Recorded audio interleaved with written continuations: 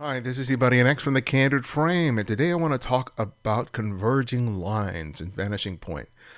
Um, One of the basic rules that we learn about composition is the rule of thirds, but I think it's important to move beyond that because the rule of thirds, in and of itself, really isn't going to provide you the means by which you can create really good compositions. And sometimes moving beyond that is really a considerable, important thing to learn how to do. Painters for hundreds, if not thousands, of years have been making amazing pieces of work without the benefit of a camera, and what has allowed them to make some remarkable work has been an understanding of composition about how humans look at things and how they see things, and that application of that into photography is something that's become really invaluable to hundreds and hundreds of thousands and millions of photographers over the years. So I wanted to talk about lines and how they can guide our eye through the frame. So I've picked some pictures here. So let's get started. This is a picture by Julian Thunig. He's using a Sony SLT A65V with what looks like a 50mm lens. Aperture of f10, shutter speed of 1/60th of a second at 800 ISO. And this is a wonderful example of converging lines. You can see the lines from the trolley tracks here, also from the buildings, from the electrical lines that power the trolley, and how they guide our eye into the very center of the frame where he has a really satisfying thing for us to land on, which is this man walking the dog. And this is a composition that breaks the rule of third. I mean, you have your primary subject right there in the center of the frame. But what makes it so effective and such a satisfying photograph is the fact that he's using these graphic lines that exist throughout the frame to guide our eye to right here. So that's what we talk about when we talk about a vanishing point, that converging lines, even though that they're parallel, the further and further they get away from the camera position or from the viewer's perspective, how they all seem to culminate in one particular point that vanishes off in the distance. And our eyes are just naturally drawn to these sort of lines. And we wonder, okay, let's follow these lines and see where they go. We're really drawn to pattern. And so these patterns, these parallel lines that exist throughout the frame, draw us in. And a photographer can really use that effectively to create landscapes, urban landscapes, even portraits, because they're using the graphic nature of the scene as well as the natural human draw to want to look at where these lines are leading us. You'll see a lot of images that take advantage of this, but they don't necessarily have a fixed point at the end. And I think there's some images that work really well that way, while other images I think are more satisfying by having a culminating point, having something for us to fixate on at the end of that vanishing point or near it. And I think having this figure here, imagine this shot without it. I think that without this figure here, the shot would be an interesting street scene, but it really becomes something much more by just having that presence there. So I think Julian here made a really good move by not only using these lines to build his composition, but actually waiting for that element. Here's another shot by John Collins. He was using a FinePix X100.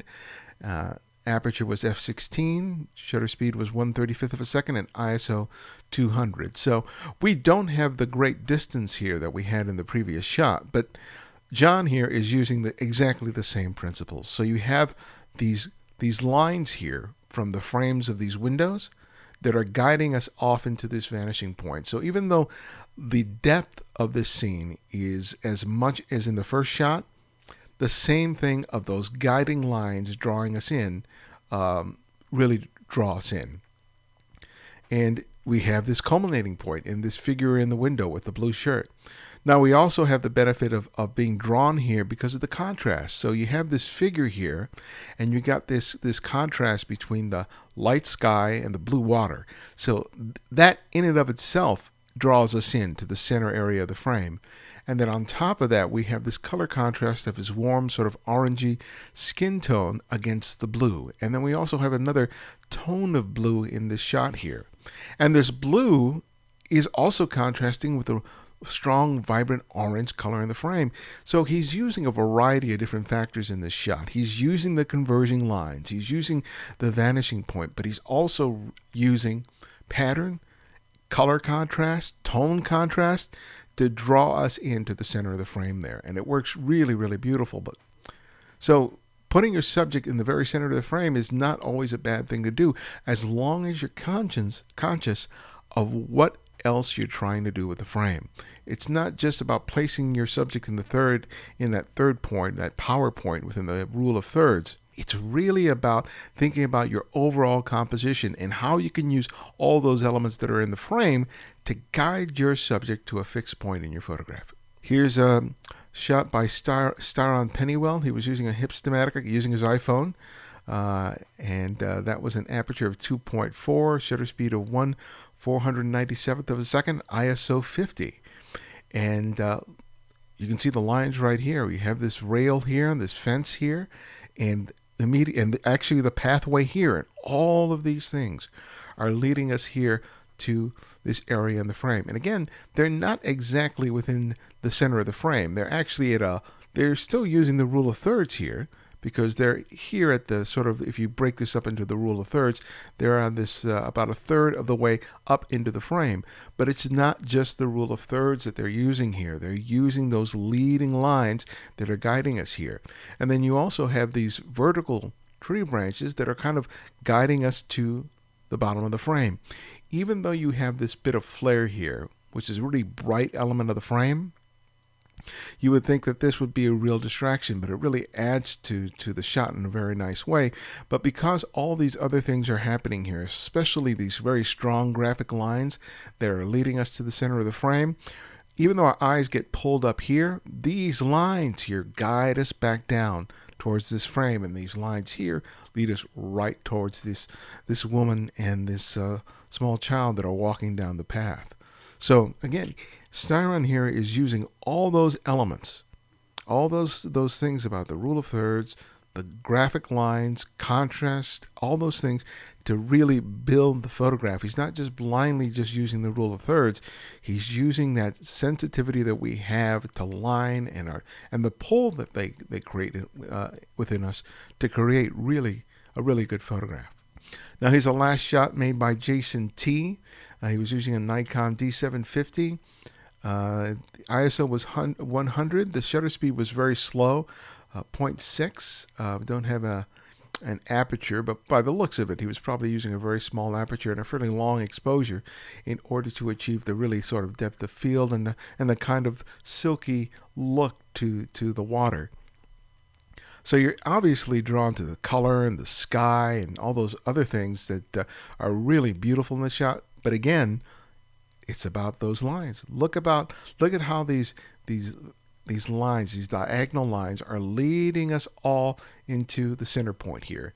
And we have the satisfying endpoint of these skyscrapers that are reaching up into the clouds. Really, really simple shot. Could this shot have been made just as effective by having this, say, at a third point? Maybe, maybe not. But just this shot, just the way it is satisfying enough for me. These graphic lines and the use of the vanishing point is just a perfect example how being aware of everything that's happening in the frame is so important, because we get really focused on our subject to the exclusion of a lot of other things in the frame. And one of the big problems often is the fact that we include a lot of distracting elements in the frame, usually in the edges, but he's being really thoughtful about everything he's including in this shot. And he's using the sense of line, of shape, of color, of tone, to build a really wonderful panoramic of this scene. So I want you to really think about that the next time you go out there, because one of the things we often do is we often shoot stuff straight on without thinking about whether or not the image is really sort of flat and boring. By using converging lines in our photographs, we can make really, really stunning photographs. So I hope this is helpful. Go out and play a lot with this idea of converging lines. You'll see an abundance of images just like these in the Flickr pool. I had a lot to choose from this video, so I think if you pay attention to this concept when you look through the images in the Flickr pool, you'll see some wonderful examples of how that can be used really effectively. Now, if you're finding us for the first time and you've never heard of the Candid Frame, visit us at thecandidframe.com, where I have a podcast which features conversations with some of the world's best photographers. And if you haven't joined the Flickr pool, please do. All you need to do is ask, and I'm more than glad to add you. So thanks for joining me again, and I'll see you next time.